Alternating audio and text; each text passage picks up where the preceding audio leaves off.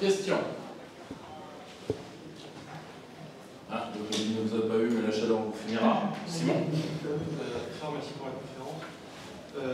Est-ce que Vladimir Poutine, dans ses écrits, parle de ses inspirations, et en particulier, est-ce qu'il parle du général de Gaulle? Alors, pas à cette époque-là, pour le dire. Il ne parle pas de ses inspirations à l'époque. Moi, je vois quand même... à l'époque, son grand inspirateur, si on peut le voir entre les lignes, c'est Pierre le Grand. Voilà. Toute sa réflexion politique, elle découle, en bon enfant de Saint-Pétersbourg qu'il est, de son admiration pour Pierre le Grand. C'est-à-dire, à cette époque-là, ce que pense Vladimir Poutine, c'est qu'on a besoin d'utiliser les valeurs, la technologie, l'avance occidentale pour nous les approprier et devenir une grande puissance. C'est d'ailleurs pour ça qu'à l'époque, il a une attitude relativement, je dirais, bienveillante vis-à-vis des Occidentaux. Même si, il le dit, voilà, la Russie ne peut pas être considérée autrement dans une instance internationale ou avec un État étranger que comme un égal. Et ça, il le dit déjà à cette époque, d'ailleurs. Donc, pour moi, son inspiration à l'époque, c'est plus Pierre le Grand que le général de Gaulle.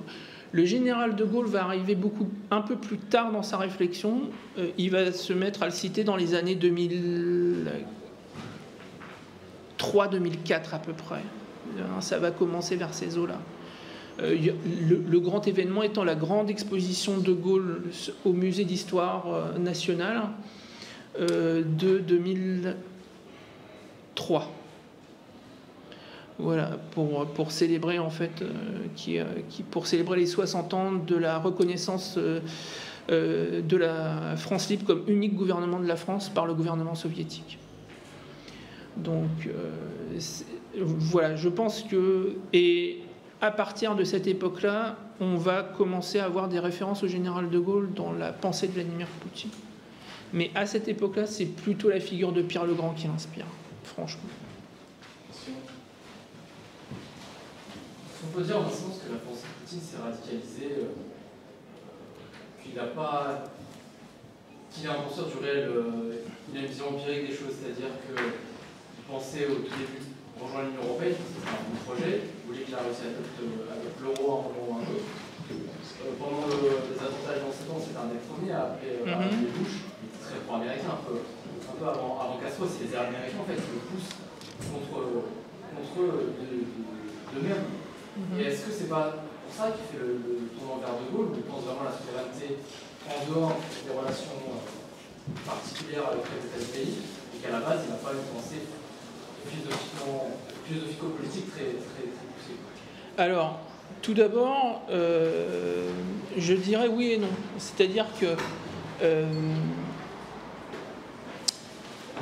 Vladimir Poutine pense que l'Occident est prêt à traiter la Russie comme un partenaire. Non. Je veux dire, Vladimir Poutine donne dans ses premières années de pouvoir à l'Occident le bénéfice de la bonne foi. Il pense que les Occidentaux sont de bonne foi quand ils s'engagent. Il pense que les Occidentaux sont des gens qui sont assez grands pour prendre en compte les intérêts des Russes quand il parle avec eux. Ça, c'est un premier point. Toutefois,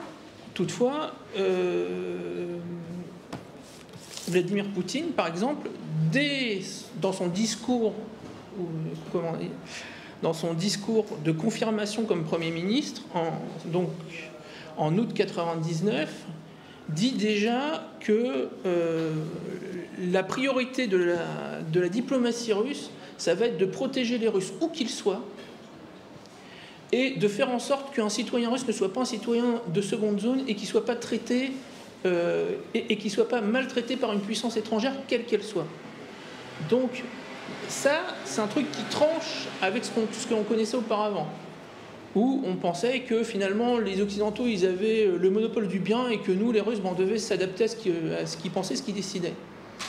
Donc, je dirais que Vladimir Poutine pense à cette époque-là que les Occidentaux, en fait, vont comprendre que la Russie a besoin de se refaire, vont comprendre que la Russie a besoin d'avoir sa souveraineté, qu'elle a besoin d'avoir sa zone d'influence, notamment dans les pays de l'ex-Union soviétique, et que finalement on pourra traiter avec eux de bonne foi. Et en fait, Vladimir Poutine, comme tous les Russes, il y a une chose qu'il déteste, c'est le mensonge. Et quand les Occidentaux le regardent les yeux dans les yeux, lui disent « Ah non, mais en Ukraine, on n'y est pour rien. Ah non, la révolution orange, ah non. Ah non, oui, la révolution orange. Mais non, Vladimir, on n'y est pour rien.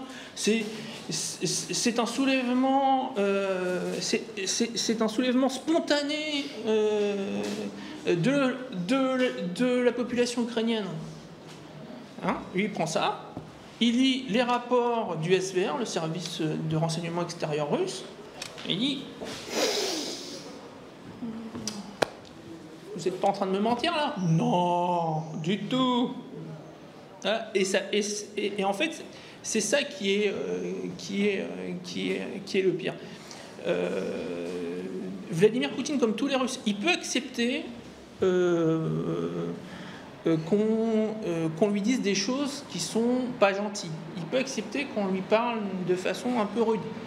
Il n'acceptera jamais le mensonge. Et du jour où les Occidentaux ont menti à Vladimir Poutine, en particulier à la Russie en général, ça s'est mal passé. Et en fait, c'est ça essentiellement que les Russes reprochent aux Occidentaux. C'est-à-dire que quand on... exemple typique, la question de l'élargissement de l'OTAN. C'est un fait qui n'est contesté aujourd'hui par personne que l'Occident, lorsque on a fait les accords 2+4 sur l'unité allemande, où on a dit, où les soviétiques ont admis que la nouvelle Allemagne sera dans l'OTAN entièrement, que James Baker a promis aux soviétiques qu'il n'y aurait pas d'élargissement de l'OTAN à l'Est, quoi qu'il se passe. Eh bien ça, les Russes, encore aujourd'hui, l'ont jamais admis. Qu'on leur a dit les yeux dans les yeux, on ne fera pas d'élargissement, et que dès 1996, on commence à élargir à 3, puis à 4, puis à 5, puis à 7 pays, ça ils ne l'ont jamais admis. Voilà. Les Russes détestent le mensonge. Mais c'est un truc qui est vraiment dans les relations internationales encore plus. Parce que, en fait, ça veut dire que l'État qui fait ça n'a plus de parole. Et donc, dans ces cas-là, s'il n'y a plus de règles du jeu, nous aussi, on n'en a plus avec eux. Parce que, grosso modo, ce que dit l'Occident, moi, j'ai adoré, c'est la position de l'Union européenne sur la Biélorussie cet été. C'est-à-dire que, sur la Biélorussie, l'Union européenne a dit, la Russie, vous respectez... comment dire, la Russie, interdiction de faire des ingérences dans la politique de la Biélorussie. Bien, ok. Et premier paragraphe. Deuxième paragraphe, faites pression sur Loukachenko pour qu'il abandonne le pouvoir. Alors, je m'ingère ou je m'ingère pas? Il y a une ingérence qui est bien, mais une autre qui est pas bien. Donc, et c'est ce double discours que Vladimir Poutine a expérimenté en Géorgie, en Ukraine, dans les 2 premières révolutions de couleur, et qui lui ont fait changer de politique.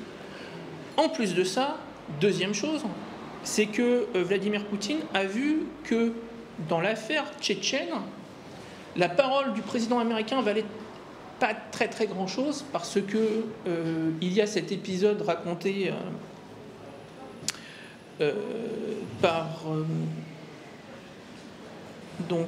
qui a été raconté par Nikolai Patrouchev, l'ancien directeur du FSB à l'époque, qui est maintenant secrétaire du Conseil de sécurité, qui a raconté que Vladimir Poutine, en 2001, donc après les attentats du 11 septembre, je crois que ça doit être en octobre ou en novembre, Vladimir Poutine appelle Bush et il dit « Bon, ben maintenant, on est ensemble contre le terrorisme.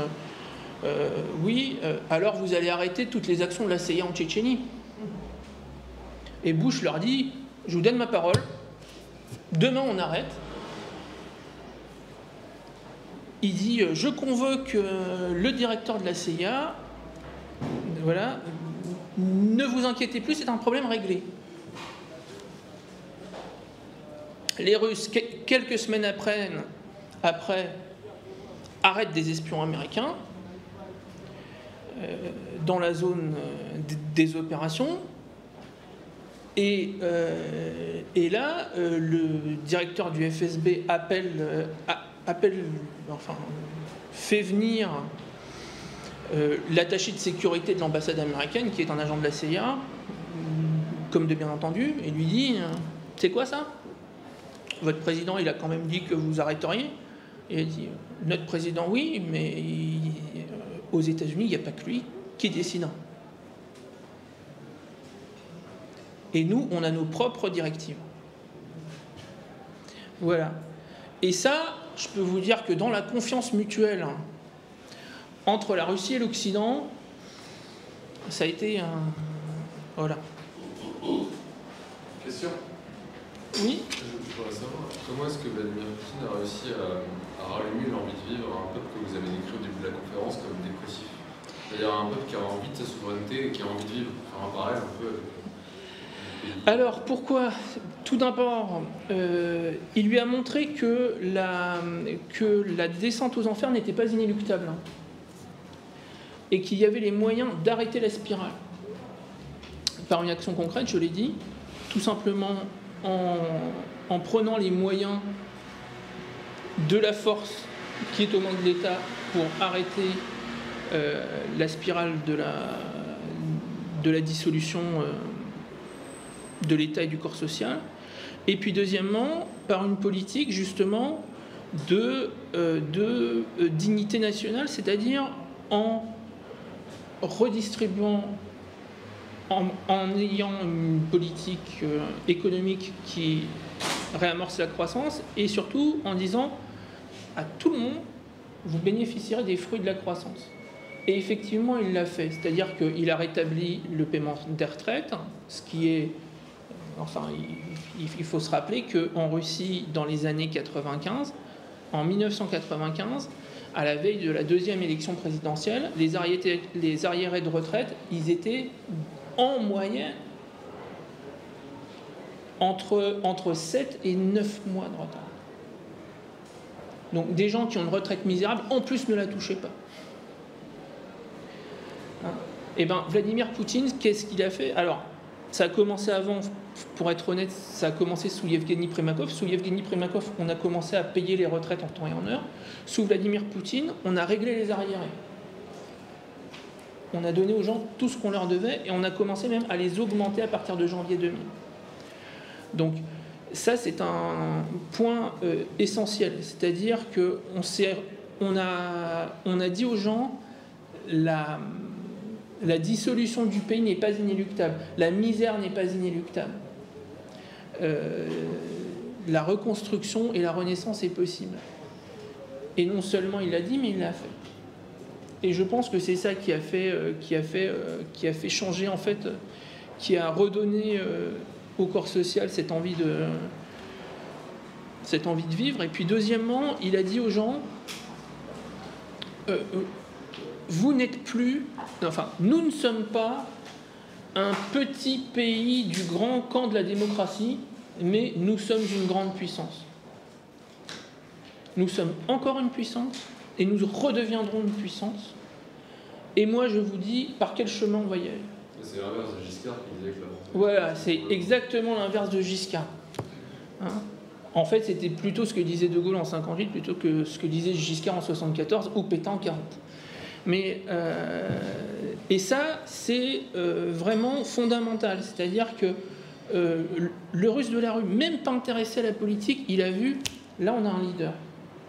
Là on a quelqu'un qui a qui a, comme on dirait au foot, qui a un plan de match.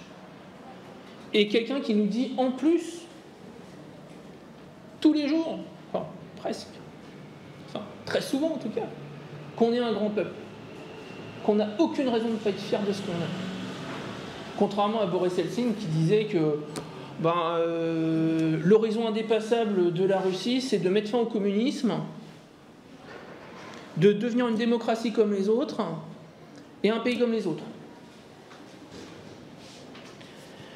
Voilà, et ça s'est terminé comme on sait. Donc, ça, je pense que c'est ça le changement, je dirais, dans la vision, je dirais, politique et je dirais, un peu spirituelle des choses. Et enfin, Vladimir Poutine va... alors ça, ce sera dans un deuxième temps. Ça sera, je pense, dans le tome 2. Il va remettre aussi en selle les valeurs traditionnelles profondes de la Russie. Il commence à cette époque-là, par exemple, en parlant ce que plus personne ne faisait, en parlant des valeurs militaires. Il met en exergue la gloire de l'armée russe, ses traditions militaires, la tradition de son armée. Tiens, il y a une citation que j'aime beaucoup qui dit, lors de l'enterrement du général Malofeyev, le général Malofeyev était un général qui a été mort dans les combats en Tchétchénie en couvrant la retraite de ses troupes. Et puis, avec son radio, il s'était pris une roquette et le mur de l'endroit derrière lequel ils étaient en train de tirer s'est effondré sur eux et on les a retrouvés 3 jours plus tard, quand le terrain était reconquis. Et il a dit, et Vladimir Poutine dit, l'armée russe a toujours eu des traditions sacrées. Dans les conditions du combat, dans les situations les plus difficiles et les plus dangereuses, il n'y avait pas de distinction dans l'armée russe entre les généraux, les officiers et les soldats. Dans l'armée russe, tous les soldats de la patrie, tous les soldats de la Russie défendent les intérêts de la patrie.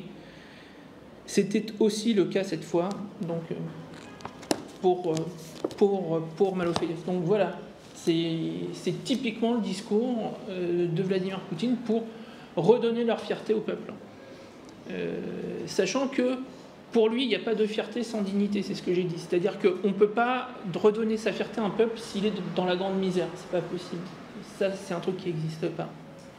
Par contre, si on lui montre qu'il est membre de la collectivité nationale, qu'il a droit à la dignité, que le premier devoir de l'État, c'est d'assurer aux gens une existence digne, même pauvre, mais digne, et bien ça, c'est la condition pour ensuite que le discours sur la fierté nationale soit effectif. Et ensuite qu'on soit pleinement souverain. Vous avez dit au début de conférence que Vladimir Poutine n'est pas forcément en monnaie absolue. Quelles sont du coup les erreurs qui ont été? Et est-ce que la Russie a raison de mettre Navalny, je crois qu'il est en prison, il s'est remis de son environnement sans séquelles, un miracle de la médecine. Enfin, il y a plusieurs miracles dans la vie de Navalny. Nous faire croire que cet homme est un démocrate alors que c'est un néo-nazi, bon, déjà, que quand il avait 25 ans, son premier plaisir, c'était de faire des safaris anti-caucasiens dans les rues de Moscou. Me présenter ce mec-là comme un démocrate, déjà c'est un premier miracle de la presse occidentale. Ouais, tu vois. Mais oui. Alors pour moi les erreurs, oui, il y en a eu plusieurs. Je ne vais pas faire le livre des erreurs.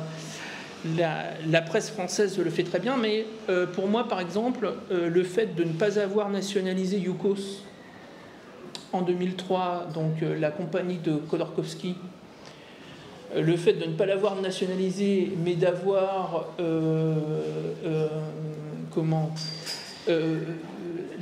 d'avoir forcé par voie judiciaire de vendre ses actifs à vil prix à des amis ou à des gens loyaux envers le pouvoir, pour moi, ça c'est une erreur, par exemple.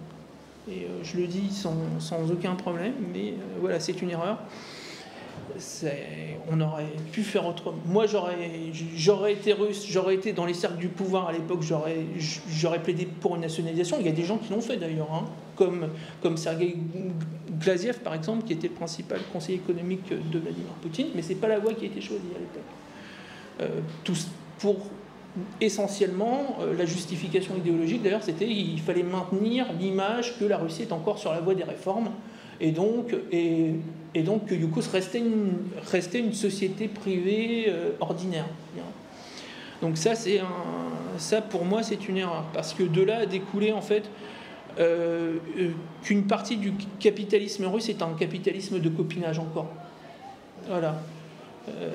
C'est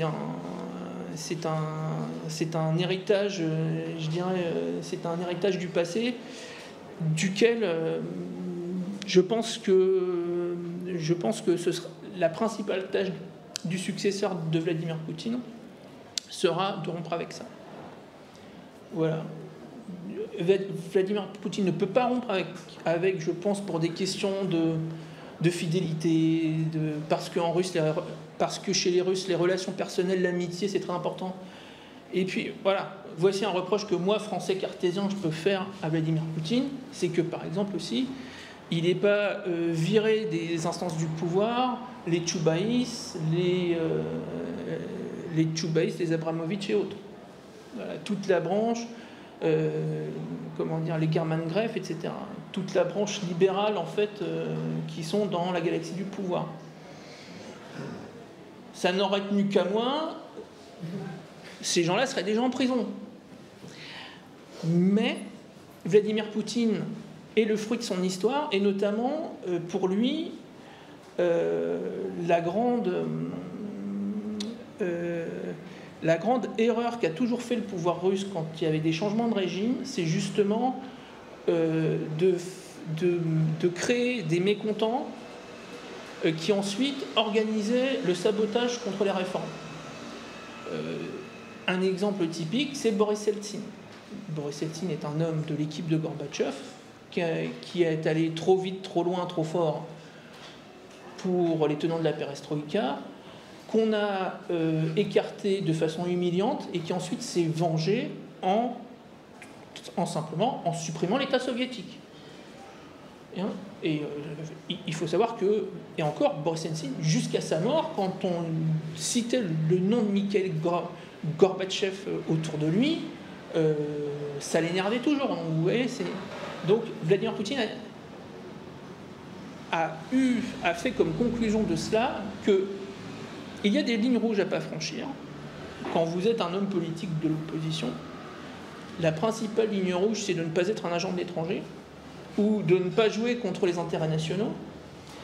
Les gens, par exemple, les gens de l'ancien pouvoir, les libéraux de l'ancien pouvoir, comme Anatoly Choubaïs ou Sergei Kirienko, parce qu'ils ont respecté la ligne rouge, on leur a toujours trouvé une prébande au sein du pouvoir, pour montrer qu'on n'humiliait pas le camp sortant. Voilà. Moi, personnellement, en tant que Français, je trouve ça... je trouve que c'est trop leur donner. Mais je ne suis pas à la place de Vladimir Poutine.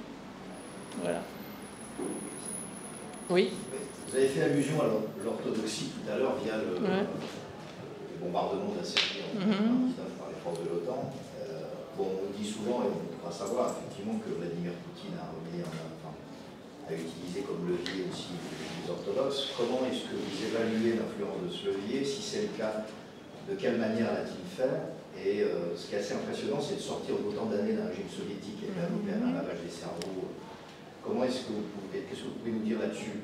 Alors, premièrement, moi, je ne sais pas, ça va peut-être pas faire plaisir à des gens dans la salle, mais j'ai vu une règle, j'ai découvert une règle, c'est que plus une église est inféodée à l'État et est une religion officielle, et plus elle épouse la modernité, elle devient un accélérateur de la modernité et des pires déviances. Vous prenez l'exemple typique, c'est les églises protestantes d'Europe du Nord, les églises nationales suédoises, finlandaises et autres, qui sont mais vraiment, enfin, dont les ministres du culte sont de vrais fonctionnaires attachés au gender, quoi. Donc, alors que dans les pays où il y a eu une relation conflictuelle, pour le cas de la France, très conflictuelle pour le cas de la Russie, et c'est peu dire, eh bien, dans ces deux pays, on observe quand même une résistance dans les milieux, je dirais, une résistance à la modernité plus importante. Après, vous avez un cas qui est complètement anecdotique, qui est celui de la Pologne, mais ça je pourrais en parler, c'est un sujet de conférence en soi. Et donc, en fait, la religion orthodoxe en Russie s'est retrouvée... Alors, pourquoi Vladimir Poutine a choisi, enfin pas choisi, s'est retrouvé à puiser dans l'orthodoxie, en fait, une partie des valeurs qu'il va impulser dans la société russe. Tout d'abord parce que si vous prenez en 1996, il y a un sondage qui est fait par l'Institut Levada, donc institut financé notamment par l'ambassade des Pays-Bas et tout un tas de fondations, étrangères, donc qui ne peut pas être accusé d'être un poutinophile, même si Poutine n'est pas encore au pouvoir. L'Institut Levada fait un sondage sur l'autorité des institutions dans la société russe. En qui faites-vous le plus confiance ? En numéro 1 arrive l'Église orthodoxe.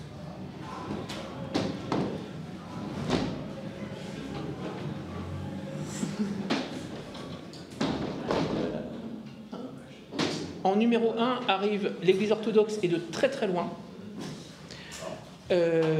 En numéro 2, je crois à l'époque,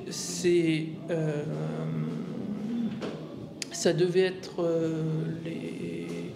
c'était pas un corps de sécurité, je crois que c'était l'Académie des sciences, si mémoire est bonne.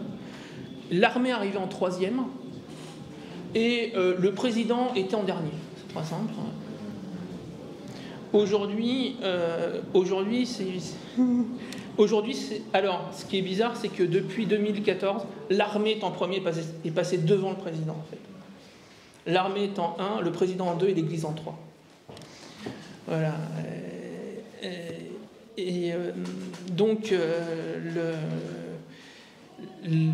Donc, premièrement, à l'époque, l'Église est la seule institution qui inspire de la confiance encore aux Russes. C'est une première chose.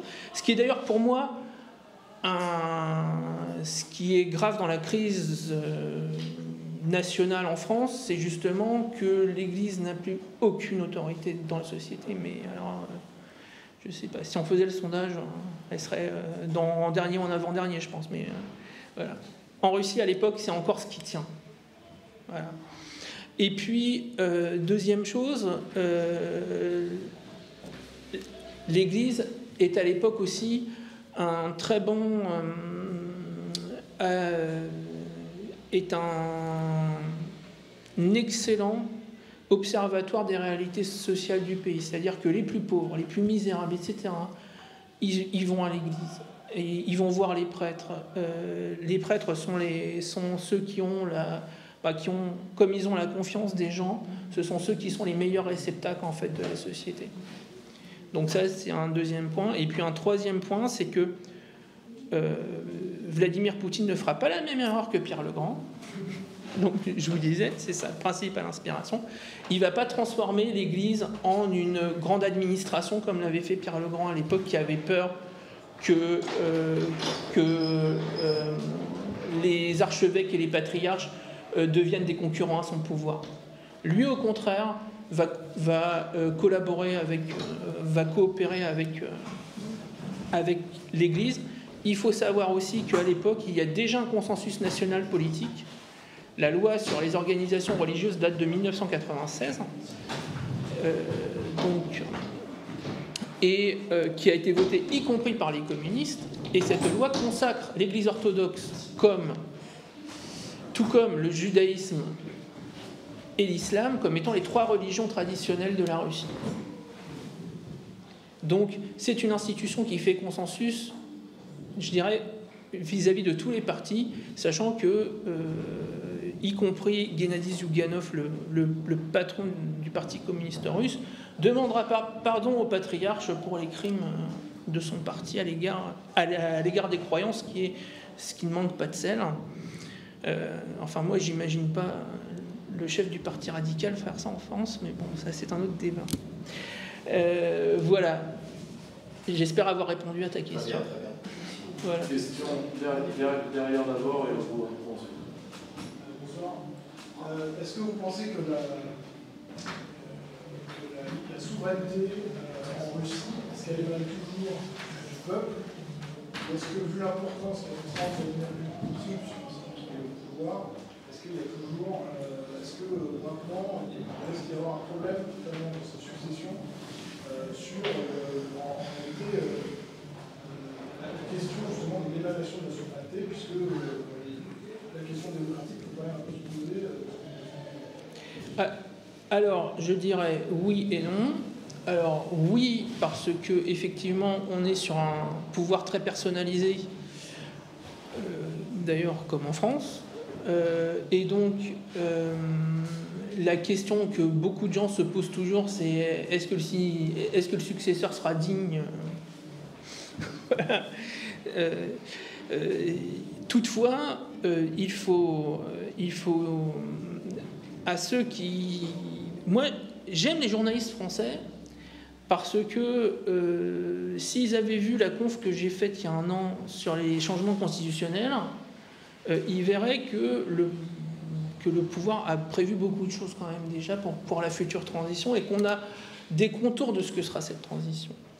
C'est-à-dire que, premièrement, le nouveau président, enfin, Vladimir Poutine, quand il quittera le pouvoir, quand il l'aura décidé, et pour moi, je suis sûr d'une chose, c'est qu'il quittera le pouvoir,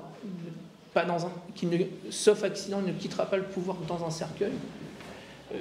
Vladimir Poutine fait partie d'une génération qui a été traumatisée par la fin du pouvoir brejnevien, où on dirigeait le pays où on a dirigé le pays pendant 5 ans depuis des chambres d'hôpital. Donc il n'ira pas dans cette voie-là, j'en suis sûr et certain. Ensuite, donc, quand Vladimir Poutine quittera le pouvoir, il y a plusieurs choses qui ont été prévues quand même. On parle en russe du scénario à l'asiatique.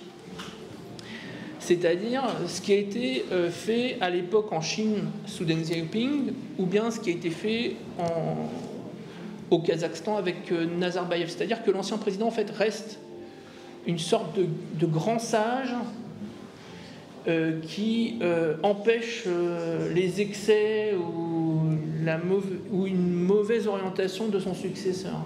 Par exemple, Vladimir Poutine sera sénateur à vie. Et avant de partir, il va nommer 6 sénateurs à vie qui vont avoir un poids considérable, sachant que toutes les nominations dans l'appareil de sécurité devront avoir l'aval du Sénat. Enfin, doivent avoir l'aval du Sénat, d'ailleurs, depuis la révision constitutionnelle. Deuxième chose, Vladimir Poutine, quand il partira, il aura une immunité pénale qui est prévue par la Constitution. Et pour lever cette immunité pénale, il faudra mettre en œuvre une procédure d'impeachment qui est la même que celle pour le président, qui est quasiment impossible à mettre en œuvre, dans les faits, enfin de facto. Donc, deuxième chose, c'est qu'on a prémuni donc, le pays d'une guerre de succession, d'un président qui ferait arrêter son prédécesseur et qui ferait une politique de revanche. Et puis enfin, troisièmement, je pense que, justement, c'est ce que je disais, aujourd'hui, vous avez des institutions solidement établies dans la société russe, comme l'armée, par exemple, qui font que je ne vois pas à brève échéance, un successeur de Vladimir Poutine se faire élire sur un discours antinational. Je peux peut-être me tromper, hein, je ne vois pas dans le mar de café, mais en tout cas, l'état de la société russe aujourd'hui fait que, par des voies démocratiques, je ne vois pas comment quelqu'un pourrait se faire élire en disant « bon, alors, on rend la Crimée à l'Ukraine, on réintègre la communauté internationale, et puis, tiens, on donne aussi la Biélorussie aux Américains. » Ça, franchement, je ne le vois pas. Enfin, après, je peux me tromper, mais... donc,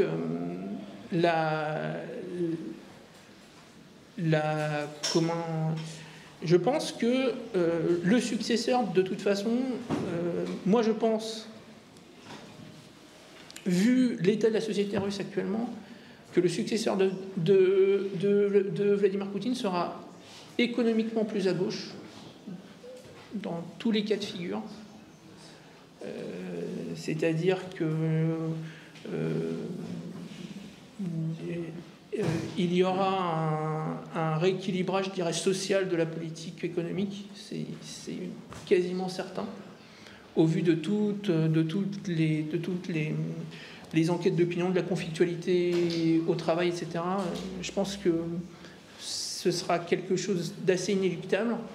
Et puis ensuite, les fondamentaux, je pense, resteront là, surtout que la Constitution est une Constitution maintenant qui est, je dirais, très souverainiste, entre guillemets. C'est-à-dire que, par exemple, dans la Constitution russe, telle qu'elle est rédigée maintenant, aucune norme internationale n'est au-dessus de la législation russe.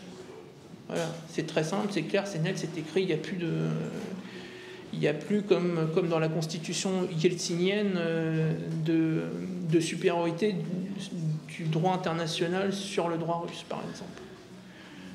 Et puis, vous avez tout un tas de dispositions en fait, qui font que, aujourd'hui,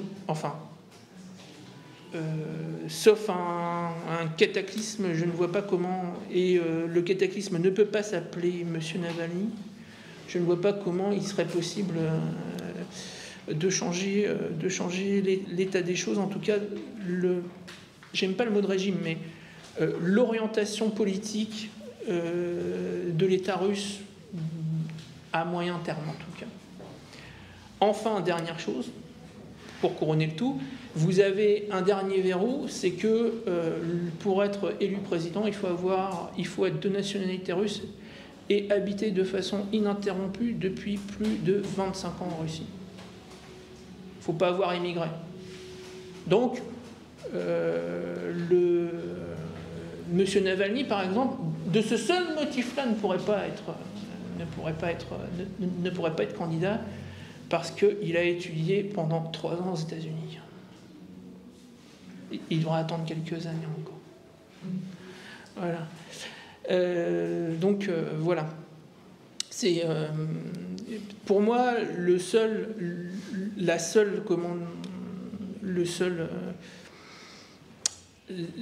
interrogation qu'on peut avoir, c'est est-ce qu'il n'y aura pas une guerre de succession à l'intérieur même du pouvoir. C'est la grande peur des Russes, en fait. Quand vous parlez avec des politiques en face à face, des politiques russes, ce qu'il vous dit, c'est voilà, Vladimir Poutine, c'est un chef d'orchestre de plusieurs clans et groupements politiques au sein du pouvoir. Il y a un politologue russe qui s'appelle Michenko qui appelle ça le politburo 2.0. Il n'a pas tout à fait tort. Et donc, dans ces différents clans, vous avez le KGB, tout ce qui en vient. Vous avez l'armée, vous avez le complexe militaro-industriel, vous avez les grands industriels du complexe pétrolier gazier, et vous avez bien sûr les grands banquiers, et Vladimir Poutine, il essaye de faire marcher tous ces gens-là ensemble en arbitrant les conflits entre les uns et les autres. Voilà. la grande terreur des Russes, c'est qu'on ait un successeur qui n'ait pas cette faculté-là et qu'on ait ce qu'on a connu à la fin de l'époque soviétique, à la fin de l'époque stalinienne, à la fin de l'époque impériale, c'est-à-dire une guerre de clans. Voilà. Et que, par exemple, comme c'était le cas sous Boris Eltsine, l'armée prenne le pouvoir sur le KGB, ce qui a entraîné l'arrivée au pouvoir d'Eltsine, qui était le poulain de l'armée. Voilà. C'est aujourd'hui, c'est la grande interrogation. Après, on peut être sûr de rien dans la vie. Voilà.